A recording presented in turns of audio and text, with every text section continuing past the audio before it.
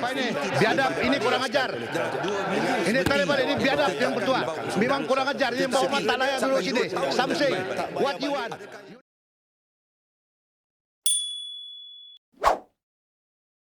Kerajaan disaran supaya menggantikan Menteri Pelancongan, Seni dan Budaya MOTAC dengan pemimpin baharu. Ahli Parlimen Masjid Tanah, Datuk Mas Emiyati Samsudin mendakwa insiden yang berlaku di lapangan terbang antarabangsa Kuala Lumpur KLIA baru-baru ini menunjukkan Datuk Seri Teo King Sing tidak layak berkhidmat sebagai menteri berkenaan.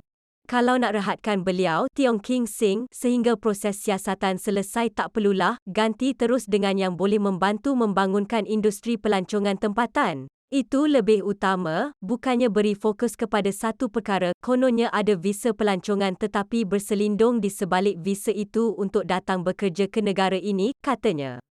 Beliau berkata demikian ketika ditemui selepas ceramah perdana gelombang Ni9 Kito Ubah di Markas Pasport Dixon di sini pada Ahad. Mas Emayanti yang pernah memikul tanggungjawab sebagai Timbalan Menteri Pelancongan pada tahun 2015 sehingga 2018 turut memberitahu yang beliau berasa malu dengan insiden itu. Ujarnya, seorang menteri tidak sepatutnya masuk campur soal yang bukan berkaitan dengan kementeriannya. Walaupun beliau ada PAS VEP pun, itu bukan urusan untuk mencampuri kementerian lain di KLIA dan jika ada kepincangan ikut saluran yang betul. Beliau bukan saja mencampuri, malah menjatuhkan air muka pegawai Jabatan Imigresen JIM dengan perkataan "You are the culprit" dan membuat tuduhan menerima suapan RM3,000 di khalayak ramai, katanya.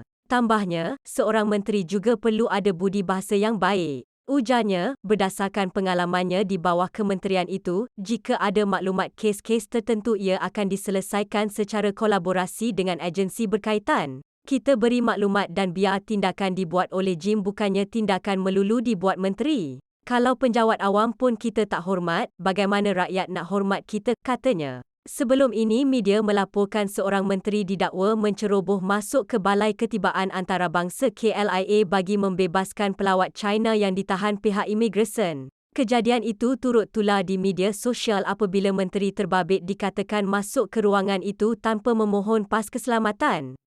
Perbuatannya dipercayai bagi menyelamatkan seorang wanita warga China yang dinafikan kemasukan ke negara ini sebaik tiba di lapangan terbang. Bagaimanapun, King Sing dalam kenyataan medianya pada Sabtu mengakui terbabit dalam insiden itu malah menyifatkan tindakannya bagi membongkar peristiwa memalukan. Beliau mendakwa wujudnya budaya rasuah dilakukan segelintir pegawai dan penyalahgunaan kuasa yang kronik di pintu masuk negara.